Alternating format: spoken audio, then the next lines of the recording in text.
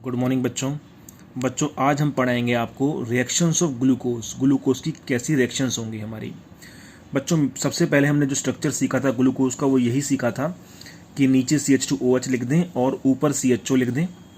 उसके बाद 6 कार्बन लगा दें, 1 2 3 4 5 6 6 कार्बन लगाने के बाद ऊपर वाले कार्बन को CHO बना दें और नीचे वाले को CH2OH बना दें। फिर सीक्वेंस चलाएंगे आप OH OH H OH। जहाँ पर OH है उसके पीछे H आएगा, H के पीछे OH आएगा, OH के पीछे H, OH के पीछे H। ये हमारा नॉर्मल स्ट्रक्चर होता है बच्चों ग्लूकोज का। अब इसको अगर मैं शॉर्ट फॉर्म में लिखना चाहूँ स्ट्रक्चर को तो कैसे लिख सकता हूँ? CHO ऊपर और नीचे CH2OH और बीच में क्या है? CHOH CHOH CHOH और CHOH, मतलब 4 CHOH हैं। तो मैं लिख दूंगा इसको CHOH की होल पावर 4।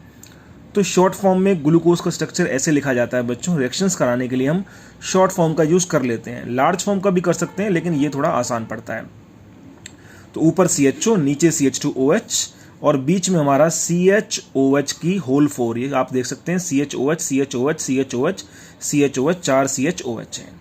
अब बच्चों इसकी जो रिएक्शन करेंगे तो उसमें हमें थोड़ा बहुत ध्यान रखने की ये है बच्चों कि इन रिएक्शंस के अंदर ये जो हमारी मेन ऑर्गेनिक, हमने अभी 4 चैप्टर जो मेन ऑर्गेनिक के नहीं करे हैं, इन वही रिएक्शन इसके अंदर यूज़ होनी है। तो क्योंकि वो हमने करी नहीं है इसलिए हमें प्रॉब्लम आ सकती है। तो मैं आपको बताऊंगा, थोड़ा सा आप ध्यान से सुनेंगे, आपको क्लियर हो जाएगा। जैसे पहली रिएक्शन है बच्चों रिडक्शन। ये हमारा ग्लूकोज है, मुझे इसका रिडक्शन कराना है। तो रिडक्शन कराने के लिए हमें डालना पड़ता है बच्चों निकेल और प्लेटिनम। जब भी रिडक्शन होता है तो एल्डिहाइड कन्वर्ट हो जाता है एल्कोहल में। इतनी सी बात हमें याद रखनी है कि जब भी एल्डिहाइड का रिडक्शन होता है तो वो एल्कोहल में कन्वर्ट हो जाता है। तो CHO का रिडक्शन होगा तो कन्वर्ट हो जाएगा वो CH2OH में। बाकी हमारा सेम कंपाउंड रहेगा। एल्डिहाइड का रिडक्शन हो जाएगा, एल्कोहल बन जाएगा। मैंने यहाँ पर आपकी कन्वीनियंस के लिए लिखा भी है, अगर एल्डिहाइड का रिडक्शन होता है तो एल्कोहल बन जाता है। जो CHO ग्रुप है, ये वाला CHO ग्रुप, वो कन्वर्ट हो जाएगा CH2OH में, क्योंकि अल्कोहल के लिए OH होता है आपको पता है और एल्डिहाइड के लिए CHO होता है। तो बस बाकी कंपाउंड हमारा same to same as it is रहेगा। बस CHO जो ग्रुप है बच्चों वो कन्वर्ट हो जाएगा CH2OH में। तो आप देख सकते हैं CHO CHOH का होल 4 CH2OH। मैंने इसका रिडक्शन करा दिया निकल प्लेटिनम से, तो CHO कन्वर्ट हो गया CH2OH में और बाकी हमारा कंपाउंड सेम रहा। इस कंपाउंड का नाम होता है सॉर्बिटॉल। इस तरीके से बच्चों अगर हम ऑक्सीडेशन करेंगे तो ऑक्सीडेशन करने में वही हमने ग्लूकोज लिया, और अगर मैं ऑक्सीडेशन कराता हूं in presence of bromine water, ये ऑक्सीडाइजिंग एजेंट है जो कि ऑक्सीडेशन करा रहा है।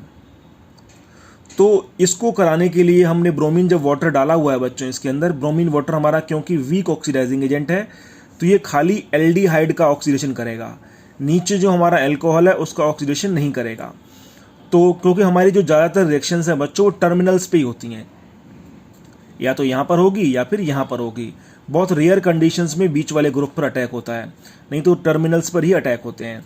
तो CHO हमारा जो ब्रोमीन वाटर है वीक ऑक्सीडाइजिंग एजेंट है, और जब CHO यानी एल्डिहाइड का ऑक्सीडेशन होता है तो बच्चों वो कन्वर्ट हो जाता है कार्बोक्सिलिक एसिड में।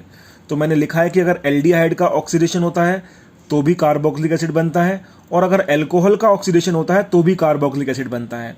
तो आपको बस छोटी सी ये बात याद रखनी है कि एल्डिहाइड का ऑक्सीडेशन होगा तो कार्बोक्सिलिक एसिड बन जाएगा। Bromine water weak oxidising agent है तो वो खाली CHO का ऑक्सीडेशन करेगा, CHO ग्रुप बन जाएगा COOH।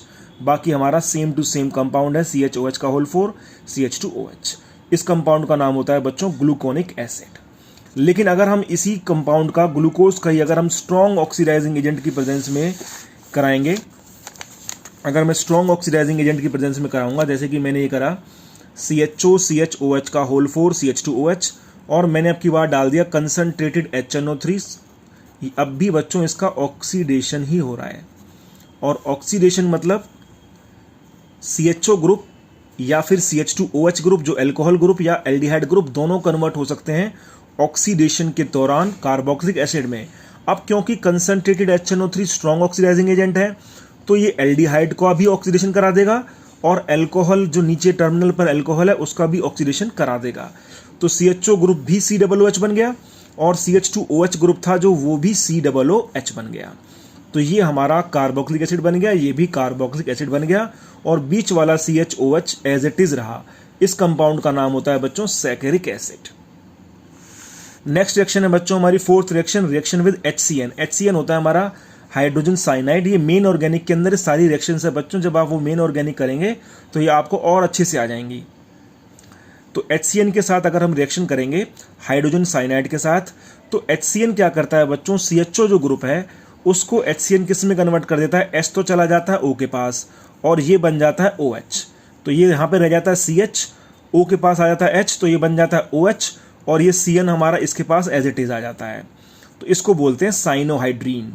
तो जैसे आप देखें बच्चों CHO CHOH का होल 4 CH2OH, जब हमने इसके अंदर HCN डाला तो H तो चला गया O के पास, क्या बन गया OH, और ये CN साइनाइड CH के पास एज इट इज चला गया, और बाकी हमारा कंपाउंड बिल्कुल same to same as it is रहा, CHOH का होल 4 CH2OH। इसका नाम ग्लूकोज साइनोहाइड्रीन।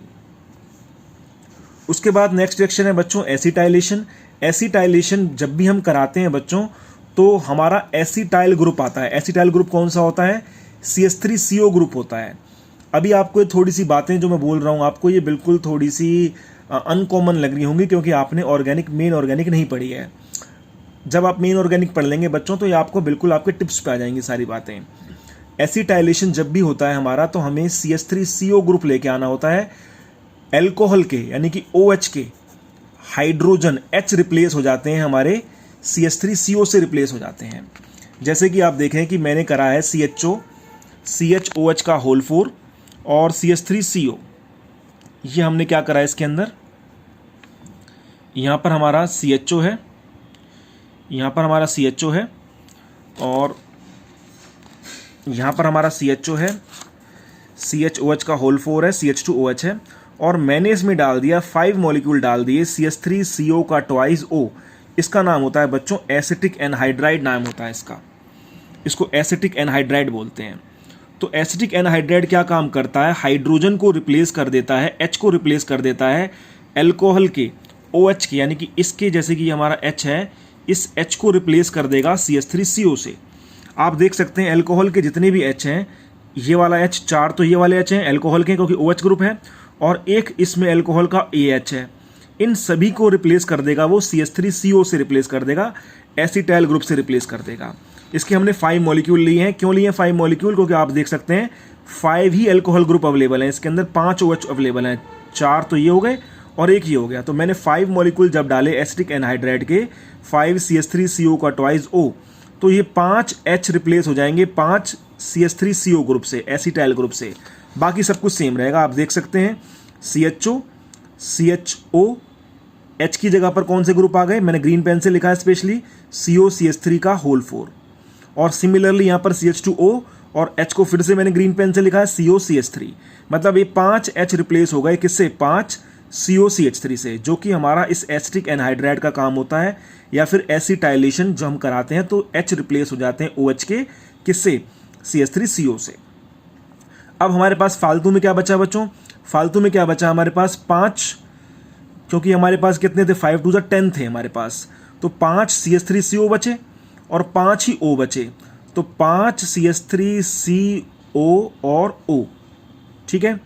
5 CH3CO इसके भाई 5 तो यूज हो गए हमारे, यहाँ पर टोटल 10 थे, 5 to 10, तो 5 CH3CO और 5 ही O, और इनके 5 H, 4 और 1 5 H, ये मिल जाएंगे, क्या बन जाएगा 5 मॉलिक्यूल बन जाएंगे CH3COOH के, 5 मॉलिक्यूल CH3COOH के बन गए, और ये बन गया हमारा, इसका नाम है पेंटा एसिटाइल ग्लूकोज।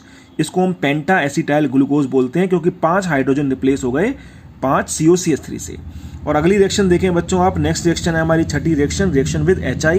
HI क्या काम करता है, खाली ये एल्केन में कन्वर्ट कर देता है, एल्केन में। अब आप देख सकते हैं इसके अंदर कितने कार्बन है, 6 कार्बन है, 1 4 और 1 4 और 1 5 और 1 6 कार्बन का होता है ग्लूकोज। आपको पता है ग्लूकोज का फॉर्मूला C6H12O6 होता है, तो ग्लूकोज के अंदर 6 कार्बन होते हैं। तो HI कुछ नहीं करेगा, HI सिर्फ इसका 6 कार्बन का एल्केन बना देगा, और 6 कार्बन का एल्केन कौन सा होता है, हेक्सेन। HI का काम होता है एल्केन बनाना। तो CH3 CH2 CH2 CH2 CH2 CH3 आपको पता है हेक्सेन का फॉर्मूला होता है। तो हेक्सेन बन जाएगा हमारा। इस तरीके से हमारा HI ने हेक्सेन बना दिया। अब एक बार और मैं आपको छोटा सा रिवीजन देता हूँ इसका, आप सिर्फ छोटी छोटी बातें याद रखेंगे, आपके रिएक्शंस ढंग से ईजिली लर्न हो जाएंगी। क्या रखेंगे बच्चों आप, अगर हम रिडक्शन कराते हैं तो एल्डिहाइड कन्वर्ट हो जाता है अल्कोहल में, यानी कि CHO कन्वर्ट हो जाएगा CH2OH में। सिमिलरली जब हम ऑक्सीडेशन कराते हैं तो ऑक्सीडेशन के अंदर हमारा जो CHO ग्रुप है वो भी COOH बन जाता है, और OH ग्रुप जो अल्कोहल ग्रुप है वो भी कार्बोक्सिलिक एसिड बन जाता है, COOH बन जाता है। जब हम ब्रोमीन वाटर डालते हैं, वीक ऑक्सीडाइजिंग एजेंट होता है, तो CHO बना COOH, और जब हम स्ट्रॉन्ग ऑक्सीडाइजिंग एजेंट डालते हैं, जैसे मैंने HNO3 डाला यहाँ पर, तो हमारा CHO भी COOH बन गया, और CH2OH नीचे वो भी COOH बन गया। सिमिलरली जब हम HCN डालते हैं तो बच्चों CHO ग्रुप किस में कन्वर्ट हो जाता है, CHO ग्रुप को कन्वर्ट हो जाता है ये देख सकते हैं आप, CHO ग्रुप कन्वर्ट हो जाता है CHOHCN में। तो यहाँ पर CH का ग्रुप कन्वर्ट हो गया CHOH और CN में, बाकी सब कुछ सेम रहा। एसिटाइलेशन जब हम करते हैं तो हम डालते हैं एस्ट्रिक एनहाइड्राइड, तो हमारे 5 H रिप्लेस हो जाते हैं अल्कोहल के OH के 5 COCH3 से एसिटाइल ग्रुप से, और जब हम HI के साथ रिएक्शन कराते हैं तो हमारे 6 कार्बन का ग्लूकोज है तो 6 कार्बन का ही एल्केन बना दिया, हेक्सेन बना दिया। तो ये बच्चों ग्लूकोज की रिएक्शंस थी हमारी ग्लूकोज की। These are very very important.